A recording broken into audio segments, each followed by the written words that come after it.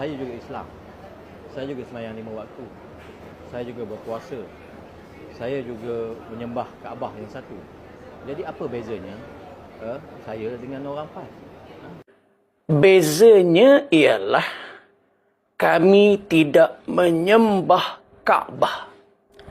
Kerana Kaabah dijadikan adalah untuk menjadi kiblah kepada umat Islam dan lambang kesatuan umat Islam. Allah sebut di dalam Al-Quran, Inna awwala baiti wudi'a lin-nasi lilladhi bi Bakkata mubarakan wa hudan lil alamin.